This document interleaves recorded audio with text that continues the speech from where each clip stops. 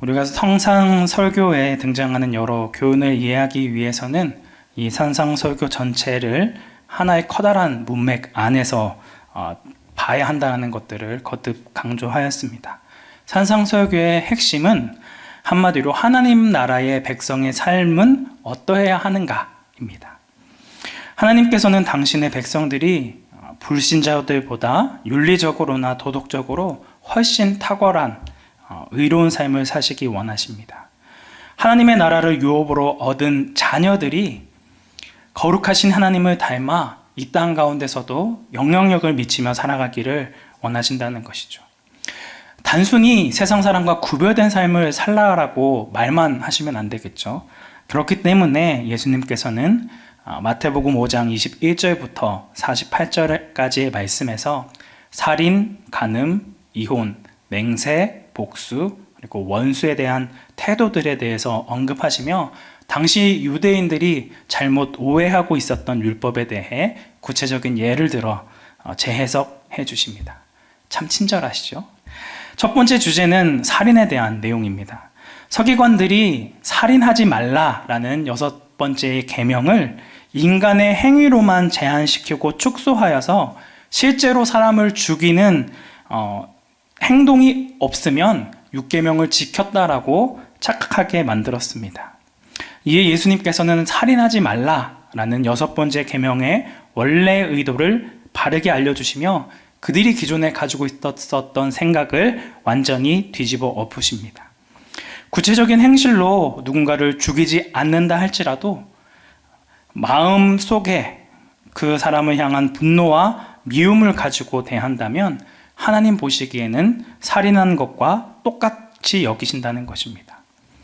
누군가를 미움 가득한 마음으로 바라보고 화를 내며 그 사람에 대해서 쉽게 평가하고 비난하며 안 좋은 소문을 퍼뜨려 인격을 모독했다면 이로 인해 하나님의 심판을 받게 될 것임을 말씀합니다. 이는 세상의 법과 종교가 흉내낼 수도 없고 결코 따라갈 수 없는 하나님 나라의 법이요 그 백성이 따라야 할 말씀이라는 것입니다. 하나님께서는 구체적인 행위 이전에 그 사람의 마음의 중심을 보신다는 것입니다. 두 번째 주제는 간음입니다. 10계명 중에 7번째 계명인데 이번에도 서기관들과 바리새인들은 어김없이 계명을 축소하고 제한시킵니다. 배우자 이외의 다른 이성과 잠자리를 함께 하는 것을 간음이라 정의하고 불법적인 성적 관계를 맺지만 않으면 계명을 지키는 것으로 착각하게 만들었다는 것이죠. 하지만 이번에도 예수님께서는 그들이 기존에 가지고 있었던 율법에 대한 생각을 다시 한번 뒤집어 엎으십니다. 육체적인 행위로 누군가와 성적인 관계를 맺지 않는다 할지라도 이성을 바라보며 마음에 음란한 생각을 가지고 그 음란한 마음이 있다면 그것이 바로 간음과 동일한 것이라고 말씀을 하신다는 것이죠. 이번에도 어김없이 우리의 마음에 대해서 언급하십니다.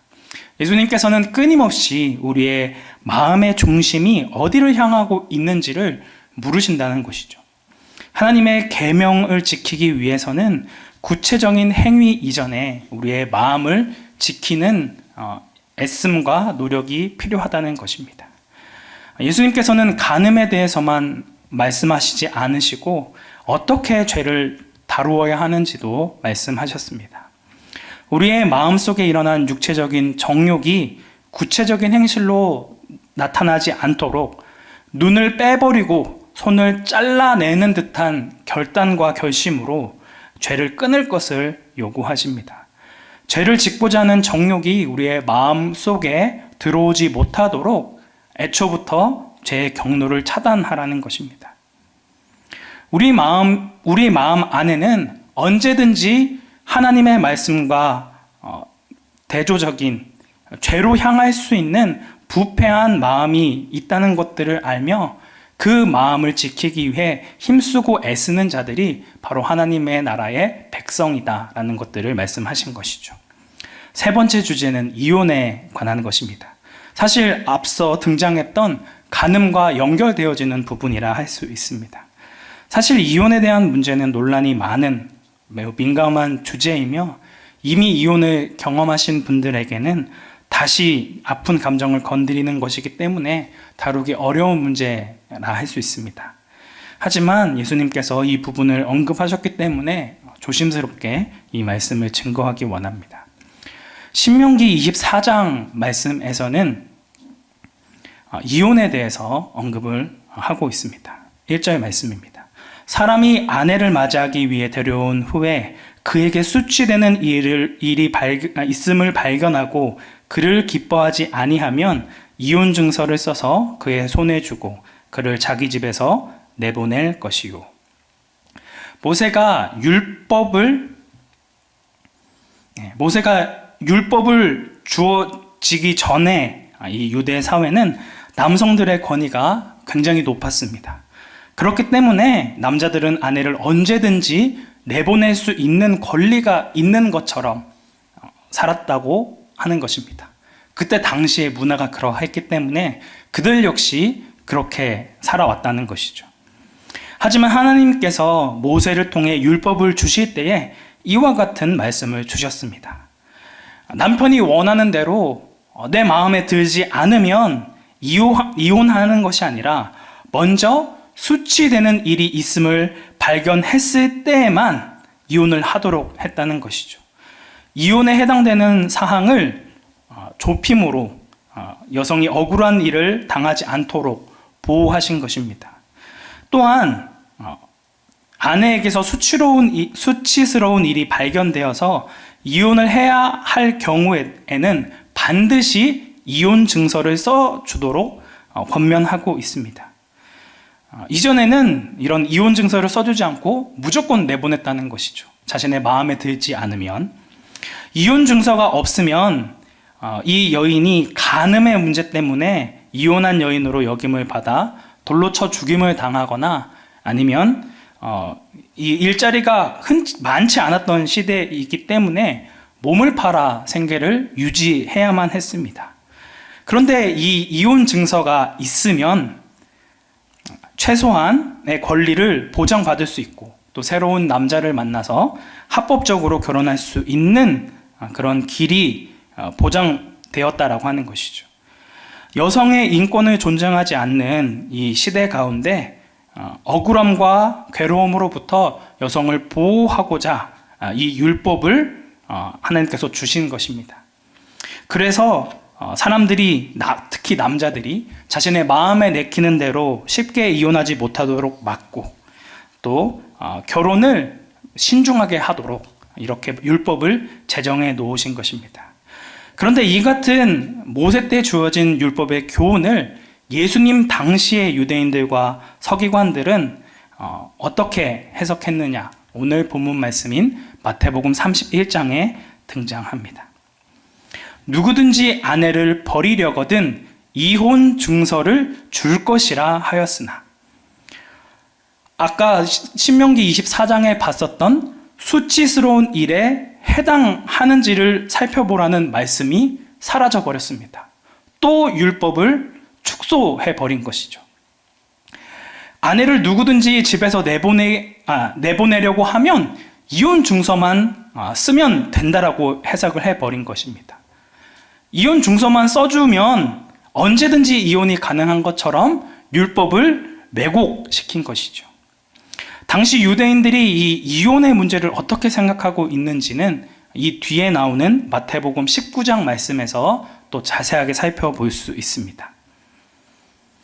어떠한 이유가 있으면 그 아내를 버리는 것이 옳으니까? 라는 이 질문을 통해 하나님께서 원래 율법을 통해 이혼 증서를 쓰도록 한 것은 이혼을 장려하기 위함이 아닌 이혼을 줄이기 위해 주신 것이었는데, 이것을 왜곡하여서 이유만 합당하게 여겨지면 언제든지 이혼 증서를 써서 보내도 되는 것으로 해석을 하고 있더라는 것입니다.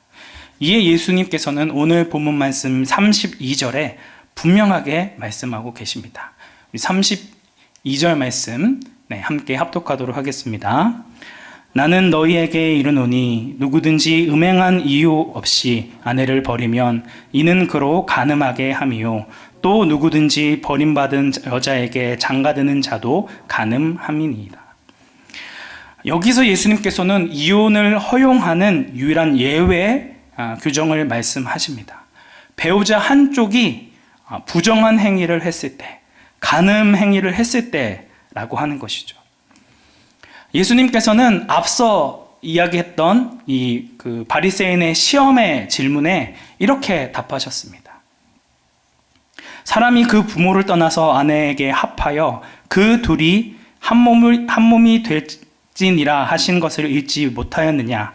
그런즉 이제 둘이 아니요 한 몸이니 그러므로 하나님이 짝지어 주신 것을 사람이 나누지 못할지니라 라고 말씀하고 있습니다.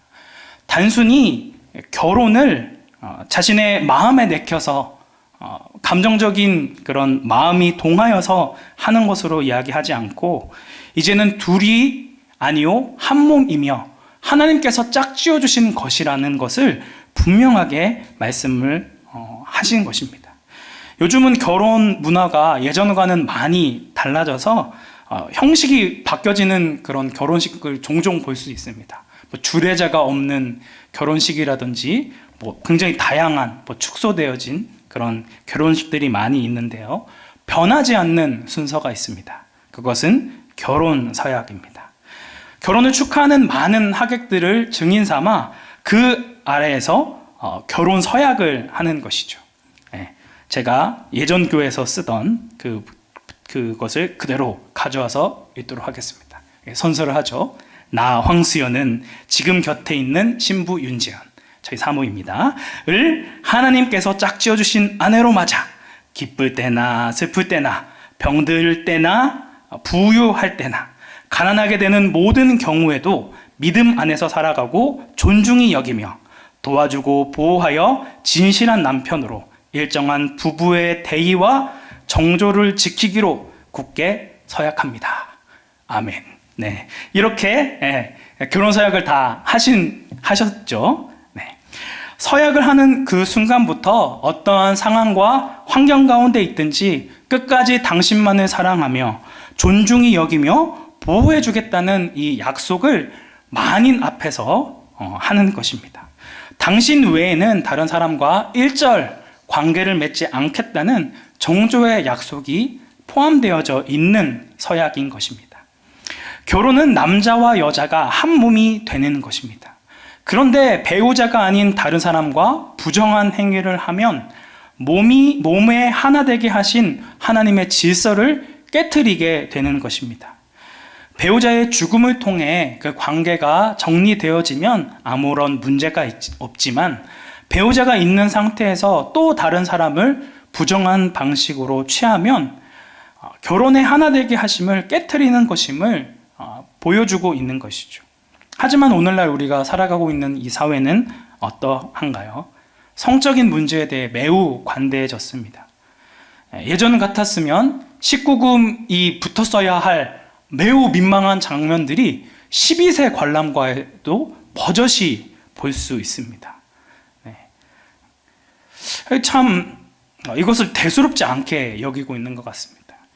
배우자가 있는 남성들이 부정을 행해도 남자로서 할 수 있는 것이냐 대수롭지 않게 여기고 이것을 별로 문제시 여기지 않습니다. 설령 자신의 외도를 들켰다고 해도 뻔뻔하게 반응을 합니다. 아이고 그래도 애들을 생각해서 이혼까지는 가지 않아야 하지 않겠어? 이라고 설득하거나 반응이 너무 안 좋다. 아무 까짓것 이혼 도장 찍자! 라고 하는 것이 그 가정과 그 모든 관계를 끊는 이런 일들을 너무나도 쉽게 결정한다라고 하는 것입니다. 세상 쿨하게 반응하는 것이죠. 이혼을 너무도 쉽게 여기는 시대가 되어버렸습니다. 성경은 하나님의 말씀은 배우자가 부정한 행위를 했을 때 억지로 참아야 한다라고 강요하지는 않습니다. 혼인의 가장 중요한 원칙, 한몸됨을 깨트렸기 때문에 이혼을 하는 것이 정당하다는 것이죠. 하지만 배우자가 간음했다고 해서 무조건 이혼하라 이야기하지도 않습니다. 한 몸됨을 깨트린 배우자라 할지라도 뉘우치고 깨달으며 다시는 반복하지 않겠다라고 분명한 회개를 한다면 하나님께서 하나 되게 하신 이 결혼을 유지하는 것이 성경적인 원리에 더 가깝다는 것이죠. 이혼을 해도 가하지만 하나님께서 죄인된 우리를 받아주시고 용서하시고 우리에게 자녀된 특권을 허락하여 주신 것처럼 할 수만 있다면, 그것이 감당이 되기만 한다면 그 가정을 유지하고 그 사람을 용서해 주는 것이 바람직한 태도라 할 수 있습니다. 이것이 자신의 마음에 들지 않으면 말도 안 되는 사유를 만들어서 적당히 이혼 증서만 쥐어보내고 배우자를 떠나보내고자 했던 당대의 유대인들을 향해 주시는 예수님의 말씀이라 할 수 있습니다. 그런데 오늘 본문에서 예수님께서 진짜 이야기하고 싶었던 내용이 단순히 이혼하지 말라라는, 이혼이라는 행위를 하지 말라는, 금지하는 그런 말씀일까요? 그렇지 않습니다. 앞서 등장했었던 첫 번째와 두 번째 주제인 살인과 간음의 문제 역시 구체적인 몸의 행위를 이야기한 것이 아니라 이를 불러일으키는 마음에 대한 문제를 언급했습니다. 앞서 등장했던 원리를 오늘 말씀에 적용하자면 실제로 이혼을 하지 않는다 할지라도 구체적인 성적인 행위로 부정한 일을 저지르지 않았다 하더라도 우리 주변에 있는 사람을 보며 음욕을 품고 마음을 빼앗기며 살아간다면 이미 이혼을 한 것과 다름없는 삶을 사는 것이라 이야기하고 있습니다. 육신은 한 침대와 한 방에서 함께 누워 있을지라도 우리의 마음이 배우자가 아닌 다른 사람에게 향해 있다면 이미 간음을 행한 것이며 이혼을 할 수 있는 정당한 사유에 해당한다는 것입니다. 그러면 이혼하지 않을 사람이 한 명도 없는데 어떻게 해야 하나요? 이걸 어떻게 우리의 삶에 적용할 수 있을까요? 이는 단순히 우리의 육체의 배우자를 이야기하는 것이 아니라 단순히 간음하지 말라는 7계명을 가지고 적용하는 것이 아니라 10계명의 1계명과 연관되어 있는 문제라 할 수 있습니다. 하나님께서는 출애굽한 이스라엘 백성들 앞에 현현하셔서 너희는 나 외에 다른 신들을 내게 두지 말라라고 명령하셨습니다. 이것이 첫 번째 계명입니다. 하나님과 이스라엘은 언약 관계에 있었습니다. 내가 너희를 지금까지 인도하였고 너희를 특별한 소유로 삼아주겠다. 너희를 독수리의 날개와 같이 너희를 보살피고 돌봐주겠다라는 말씀에 우리가 그 말씀에 따라 준행하겠나이다 라고 언약을 맺었고 그 결과 주신 것이 바로 이러한 10계명이었습니다. 성경은 이 언약 관계를 여러 군데에서 결혼 서약으로 맺어진 남편과 아내의 관계로 이야기하고 있습니다. 고린도 후서 12장 2절 말씀에서는 바울이 자기 자신을 중매의 장이라고 소개합니다. 그래서 하나님을 신랑으로 그리고 우리 그 고린도 교회 성도들을 그리스도의 정결한 신부로 이야기합니다. 너희는 정결한 처녀이고 그리스도가 너희의 남편이다 라는 걸 이야기하고 있는 것이죠. 앞서 결혼 서약에 대한 예를 든 것처럼 우리가 예수 그리스도를 우리의 주인이요 신랑으로 인정하는 순간부터 주님께서 아무런 자격 없는 나를 위해 십자가에 달려 죽으시기까지 우리를 사랑하셨고 보호하여 주신 것처럼 나 역시도 어떠한 상황과 환경 가운데서도 주님만을 따르며 끝까지 당신만을 바라보겠습니다. 하나님 외에는 다른 어떠한 것도 사랑하지 않겠습니다. 언약을 맺었다는 것이죠. 하지만 우리는 이처럼 하나님과 맺은 언약을 쉽게 깨트리고 하나님이 아닌 우상을 섬기는 것을 너무나도 당연하게 여긴다라고 하는 것이죠. 오늘날 그리스도인들은 내가 언제 우상 숭배를 했느냐라고 이야기합니다. 옛날 이스라엘 백성들과 같이 눈에 보이는 바알이나 아세라와 같은 이 눈에 보이는 실체를 섬기며 그 아래 절하고 있지 않기 때문에 나는 우상 숭배와는 전혀 상관없는 사람이다 라고 생각을 한다는 것이죠. 그러니 나는 1계명을 잘 지켰다라고 생각한다는 것입니다. 하지만 우리의 진짜 우상은 겉으로 보여지는 외부에 있는 것이 아니라 우리의 안에 있는 어느 누구도 바라볼 수 없는 우리의 마음에 달려 있다는 것입니다. 쉽게 이야기해서 우상은 우리의 삶에서 우리의 사랑과 관심을 빼앗는 것이라 이야기할 수 있습니다. 내가 가장 많은 시간을 투자하고 내가 가장 많은 돈을 사용하는 것을 살펴보면 그 사람이 무엇을 우상으로 여기고 있는지를 알 수 있다는 것입니다. 하나님보다 더 소중하게 여기는 모든 것이 우상이 되어질 수 있다는 것이죠. 물론 사람마다 다 다를 수 있습니다. 그것이 야구와 축구 같은 스포츠일 수도 있고 쇼핑을 하는 것이 될 수도 있고 여행이 될 수도 있고 게임이 될 수도 있고 친구가 될 수도 있고 배우자, 나의 자녀, 심지어 내가 기르는 애완동물이 나의 우상이 될 수 있다는 것입니다. 우리는 이러한 것들을 자꾸만 하나님의 위치에 두려고 한다는 것입니다. 이것이 오늘날의 우상 숭배입니다.